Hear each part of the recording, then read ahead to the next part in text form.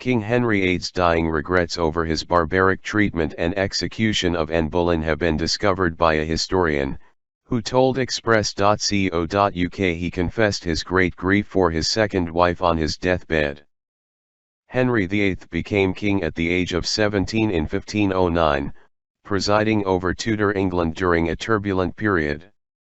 During his 36-year reign, the former monarch fought battles against the French and the Scots as he sought to protect England from military threats in Europe. At home, the king was known for his gluttonous lifestyle and for the brutality he wielded over his subjects. Nobody felt this more than Anne Boleyn, the former queen, who was the second of Henry's 6 wives. Despite her and Henry's whirlwind romance after they were introduced at court, their relationship soon crumbled after their wedding.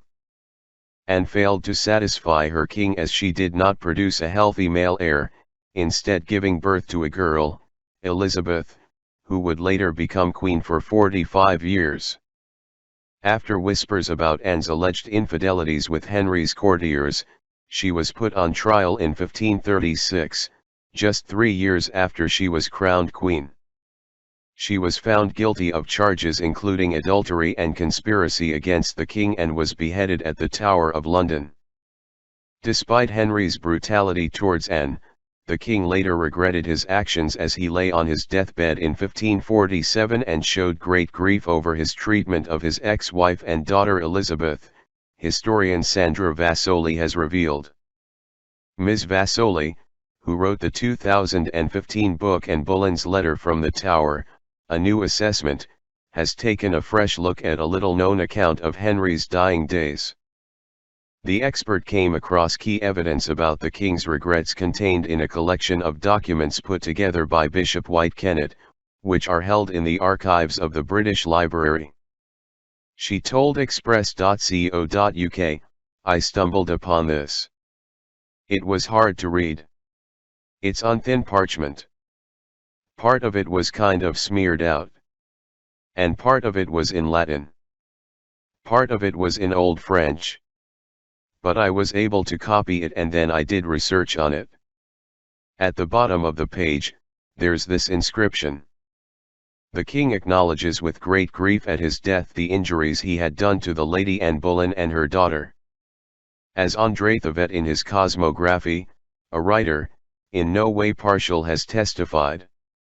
Bishop White was what is known as an antiquarian, old scholars who preserved many of the documents we still have access to today. The bishop quoted Thevet, a well-traveled friar, who Ms. Vasoli believes may have lived at the Franciscan friary that was attached to Greenwich Palace, Henry's former royal residence. The academic, who ventured across the world on his travels, detailed his account of Henry's final days in his book, Cosmography Universale. Ms. Vasoli said, "He was this Franciscan friar and he wrote a lot. He traveled a lot. He was a very unusual person. He traveled literally all over the world, which at that time was really remarkable. And he did a lot of writings in various subjects. But in one of his books, he wrote this." Ms. Vasoli recounted what Thevet wrote about Henry in his unearthed volume of work. She said, "It says in French, several English gentlemen have confided to me that he has repented upon his deathbed of the injustices done to Queen Anne Boleyn. Of her having been falsely accused, and for the punishment imposed upon her that she died in good Christian standing and is to be buried in accordance with the Church of Rome.